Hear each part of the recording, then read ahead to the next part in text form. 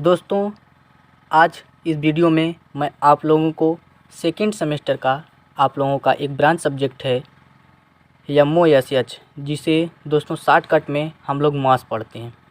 दोस्तों, इस वीडियो में मैं आप लोगों को बताऊंगा कि MOSH में होता क्या है।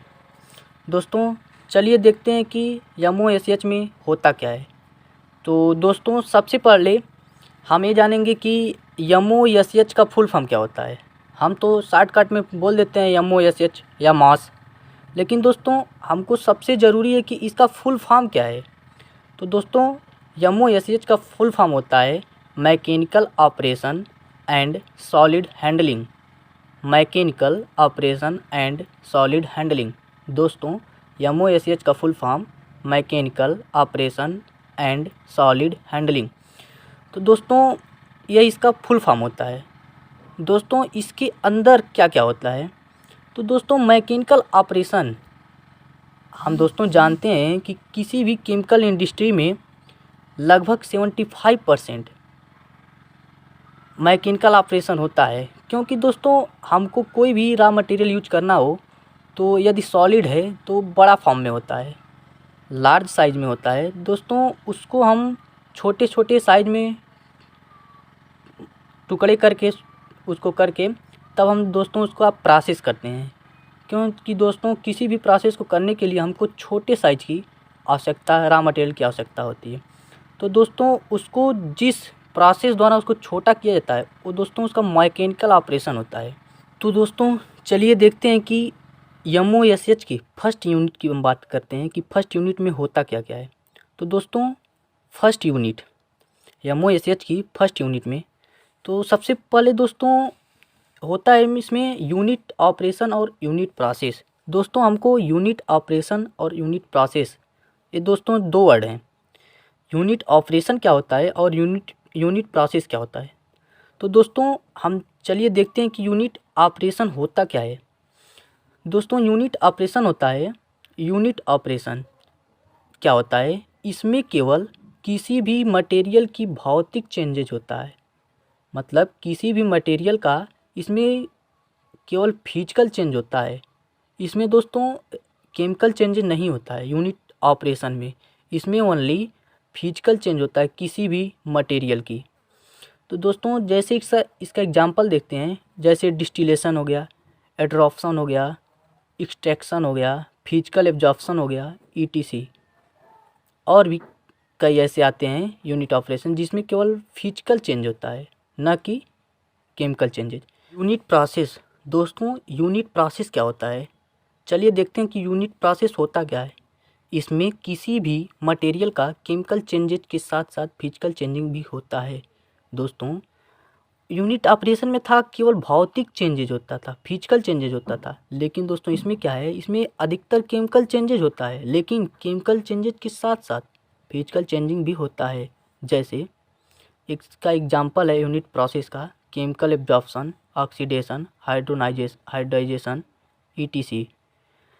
तो दोस्तों, हम जान गए कि यूनिट ऑपरेशन और यूनिट प्रोसेस होता क्या है। दोस्तों, एक क्लियर होगा कि यूनिट ऑपरेशन क्या होता है, यूनिट प्रोसेस क्या होता है, दोनों में अंतर पता चल गया। अब दोस्तों देखते हैं कि unit operation and unit process में डिफरेंस क्या होता है। यूनिट ऑपरेशन और यूनिट प्रोसेस में डिफरेंस क्या होता है। तो चलिए दोस्तों देखते हैं कि यूनिट ऑपरेशन और यूनिट प्रोसेस में डिफरेंस क्या होता है।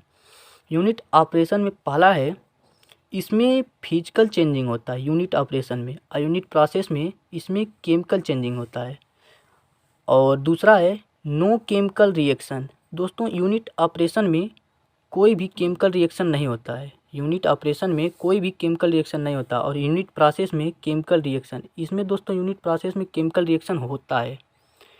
अब दोस्तों आता है तीसरा, enter and exit matter are same. मतलब जो मटेरियल इंटर कराया जाएगा और जो बाहर निकलेगा, दोनों मटेरियल दोस्तों जो है एक ही फॉर्म में होगा। और इसमें दोस्तों क्या होता है, enter and exit matter are difference. इसमें दोस्तों जो डाला गया प्रोडक्ट रॉ मटेरियल होता है और जो प्रोडक्ट निकलता है उसमें दोस्तों दोनों में डिफरेंस होता है। और दोस्तों चौथा आता है no chemical change only physical change. Unit operation में कोई भी केमिकल चेंज नहीं होता है, केवल फिजिकल चेंजिंग होता है यूनिट ऑपरेशन में। और यूनिट प्रोसेस में क्या होता है, chemical change is most but some body physical also changing. इसमें दोस्तों केमिकल चेंज इम्पॉर्टेंट है, लेकिन कहीं कहीं फिजिकल चेंज भी हो जाता है।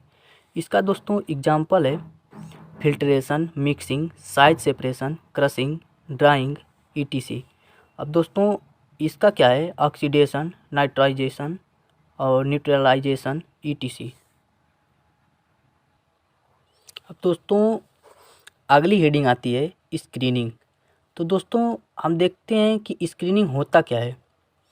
जब किसी दो अलग अलग साइज के पार्टिकल को अलग करना ही स्क्रीनिंग कहलाता है। जब मान लीजिए दो अलग अलग साइज के पार्टिकल हैं, उन दोनों को अलग करना ही स्क्रीनिंग कहलाता है। जैसे मान लीजिए कोई 10 mm का पार्टिकल है और कोई 5 mm का पार्टिकल है, तो दोस्तों उन दोनों को अलग करना ही स्क्रीनिंग कहलाता है। अगली हेडिंग आती है दोस्तों यूनिट ऑपरेशन। तो दोस्तों यूनिट ऑपरेशन में कुल 3 प्रोसेस होते हैं, प्रीवियस यूनिट ऑपरेशन और फर्दर यूनिट ऑपरेशन। उसके बाद दोस्तों प्रोडक्ट निकलता है। तो दोस्तों यूनिट ऑपरेशन में भी 4 कंट्रोल होते हैं, जैसे कैपिटल, एनर्जी, लेबर, कंट्रोल। दोस्तों इसमें यूनिट ऑपरेशन के द्वारा इन चारों को कंट्रोल किया जाता है। यूनिट ऑपरेशन के अंतर्गत ही ये चारों आते हैं।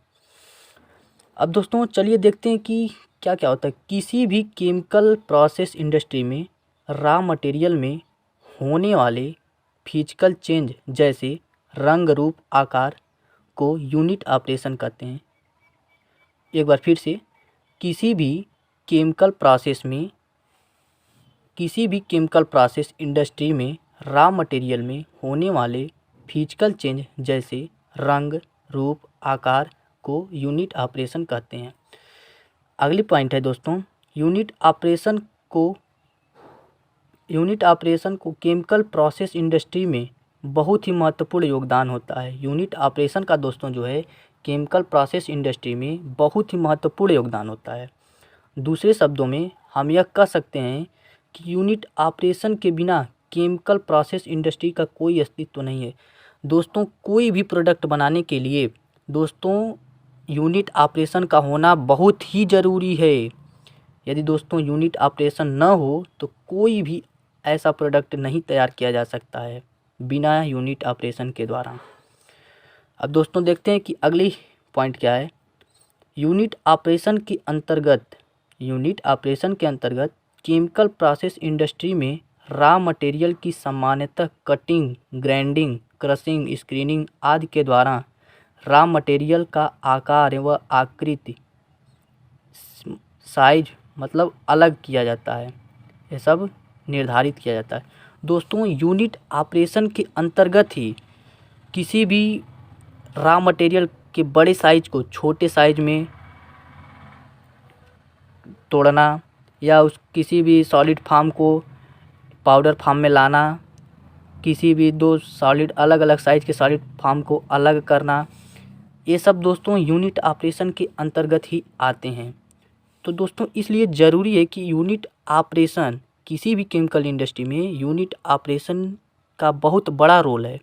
यदि दोस्तों यूनिट ऑपरेशन न हो तो दोस्तों हम किसी भी प्रोडक्ट को तैयार नहीं कर सकते। अब दोस्तों अगली हेडिंग आती है, मतलब अगला पॉइंट आता है, यूनिट ऑपरेशन के अंतर्गत हम सामान्यतः कई सारे वेरिएबल कंडीशन जैसे टेम्परेचर, कंस्ट्रक्शन, प्रेशर, डेंसिटी आदि का अध्ययन करते हैं। दोस्तों यूनिट ऑपरेशन के अंतर्गत ही हम कई सारे वेरिएबल कंडीशन जैसे टेम्परेचर हुआ, कंस्ट्रक्शन हुआ, प्रेशर हुआ, डेंसिटी हुआ आदि का अध्ययन करते हैं। दोस्तों अगली पॉइंट है, यूनिट ऑपरेशन के अंत में हम सामान्यतः फाइनल प्रोडक्ट प्राप्त करते हैं। इसके अंतर्गत ड्राइंग, फिनिशिंग, पैकिंग आदि का प्रयोग होता है। यूनिट ऑपरेशन हर इंडस्ट्री में होता है, मतलब किसी भी इंडस्ट्री में आप जाएंगे तो देखेंगे कि यूनिट ऑपरेशन होता है, ज़रूर होता है। यदि दोस्तों यूनिट ऑपरेशन न हो तो कोई भी इंडस्ट्री एक प्रोडक्ट नहीं बना सकती बिना यूनिट ऑपरेशन के।